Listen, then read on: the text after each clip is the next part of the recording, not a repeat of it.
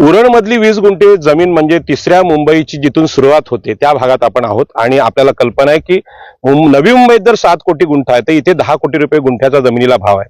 अशा स्थितीमध्ये जशी विमानतळाची फसवणूक 22.5% झाली, तो 22% हा बोगस GR होता। 2013चा कायदा असताना गुपचूप येऊन खरात बाबांसारखी चोर मंडळी ते जमिनी खरेदी करतात आणि त्या खरेदीसाठी इथले तहसीलदार, इथले प्रांत, इथले तलाठी जे अनमोल असं सहकार्य या बंधुबाबांना करतात, त्यावरून सिद्ध होतं की रायगड कधी विकला जाईल हे लोकांना कळणार नाही। आणि म्हणून छत्रपती शिवाजी महाराजांना मानणाऱ्या, दिबा पाटील, बाबासाहेब आंबेडकर यांना मानणाऱ्या लोकांनी सावध व्हावं। या जमिनीच्या प्रकरणावर इथल्या महसूल विभागाची, इथल्या आमदारांची, इथल्या खासदारांची सगळ्यांची चौकशी लागली पाहिजे, कारण आम्ही लोकप्रतिनिधी याला जबाबदार असतो। मी इथे आलेल्या सगळ्या पत्रकार बांधवांना धन्यवाद देतो। आपण या जमीन फसवणुकीचं प्रकरण बाहेर काढतायत।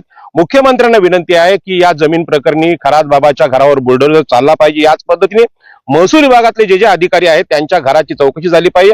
त्यांच्याकडे पैसा किती आहे, उरणमधले तहसीलदार इथे किती वर्ष आहेत, तलाठी किती, त्यांच्या बदल्या झाल्या पाहिजे आणि त्यांनी कमवलेला पैसा खणून काढला पाहिजे। छत्रपती शिवाजी महाराजांचा हवाला देऊन हे मी सांगतो, कारण छत्रपती शिवाजी महाराजांनी राजधानी रायगडमध्ये बांधली आणि सांगितलं शेतकऱ्यांच्या भाजीच्या देठाला जो कोणी हात लावेल त्याला शिक्षा करण्याची तरतूद स्वराज्यामध्ये होती। आणि म्हणूनच छत्रपती शिवाजी महाराजांचं नाव एकनाथ शिंदे घेत असतील किंवा देवेंद्र फडणवीस घेत असतील, त्यांचं कर्तव्य आहे रायगडच्या शेतकऱ्यांचा भ्रष्टाचार तुम्ही खणून काढला पाहिजे। इथल्या महसूल विभागाची चौकशी लागली पाहिजे आणि जमिनीचं प्रकरण 100 ते 200 कोटीच्या पलीकडे असल्यामुळे त्याची ईडी चौकशी लागणं हे आम्हाला अपेक्षित आहे। आपण जर काही करत नसाल तर रस्त्यावरची आंदोलन म्हणजे उपोषण असेल, धरणं आंदोलन असेल आणि न्यायालयात जाण्याचा मार्ग सुद्धा आमच्यासाठी खुला आहे। आणि ही जमिनीचा ताबा आम्ही आगरी कोळी कराडी समाजाचे सगळे लोक घेणार आहोत आणि इथे आगरी कोळी समाजाचं कुठलंही समाज हॉल, शाळा, कॉलेज किंवा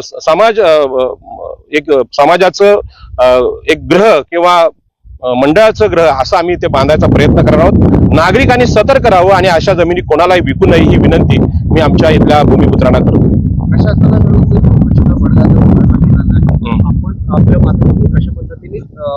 आम्ही इथले भूमिपुत्र सगळे एकत्र येऊन आता सुद्धा जी फसवणूक शेतकऱ्यांची चालू आहे 22% तिसरी मुंबई घेत आहे त्याची सुरुवात उरणमध्ये करणार आहोत आणि उरणमध्ये तहसील कार्यालयासमोर आणि इथल्या पोलीस स्टेशन समोर आम्ही धरणे आंदोलन करू आणि रायगडची सगळी जनता या निमित्ताने एकत्र येईल आणि आम्हाला विश्वास आहे इथल्या शासनाला एकतर आम्हाला न्याय द्या, अन्यथा ही तिसरी मुंबईची जी तुम्ही चालवली फसवणूक आहे ती थांबवू आम्ही आणि आमच्या पुढे कोणी जाणार नाही। कारण इथे सेज प्रकल्प आदरणीय दत्ता पाटील आमचे विरोधी पक्षनेते यांनी बुडवला होता इथल्या उरणच्या समुद्रात। शिडकोला सुद्धा थांब सांगण्याचं काम दिबा पाटील साहेबांनी केले, 4 हुतात्मे दिले।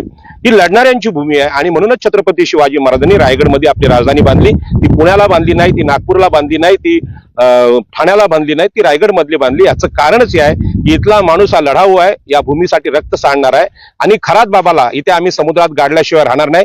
बाकी नाशिक आणि महाराष्ट्र काय करेल त्यांचं ते आहे, पण भोंदू बाबांना आम्ही इथे वाढू देणार नाही आणि आमच्या महिलांचं शोषण कदापि सहन करणार नाही। हा भाग एकविरेचा आहे, मातृसत्ताक आहे, हुंडा नाकारणाऱ्यांचा आणि इथल्या महिला सुद्धा बंडखोर आहेत, जिजाऊंच्या आहेत, सावित्रीच्या आहेत आणि अहिल्याबाई होळकरांच्या महिला आहेत आणि त्यांचा सन्मान आम्ही टिकवून ठेवू। या जमिनीच्या माध्यमातून या सरकारने जी लुटालूट केली ती मुंबई, ठाणे, रायगड या अप्रांत प्रदेशातल्या लोकांचीच केली। आता सुद्धा जमिनीचा भ्रष्टाचार प्रचंड आहे। सेजनी मोठ्या प्रमाणात जमिनी घेतल्या, तिथे एक सुद्धा नोकरी दिली नाही, एक सुद्धा प्रकल्प केला नाही आणि म्हणून सेज प्रकल्प इथे गुंडाळावा लागला। अशाच प्रकारचा तिसऱ्या मुंबईचा प्रकल्प हा सुद्धा उद्योगपतींच्या किंवा या भोंदू बाबांच्या फायद्यासाठी आहे आणि म्हणून खरात बाबाचं एका दिवसात रजिस्ट्रेशन फेरफार पडतो। आमचे शेतकरी गावठाण मागतात तर त्यांच्या घरांच्या नोंदी पंचनामे होत नाहीत, शिडको आमचे पंचनामे करून देत नाही। अशा परिस्थितीमध्ये या प्रकरणात आम्ही आंदोलनाची मागणी करतोय आणि हे आंदोलन होणार, इथली जनता यामध्ये उतरणार आणि खरात बाबाला आम्ही बाहेर काढणार आणि तुरुंगात टाकणार, यामध्ये शंका नाही।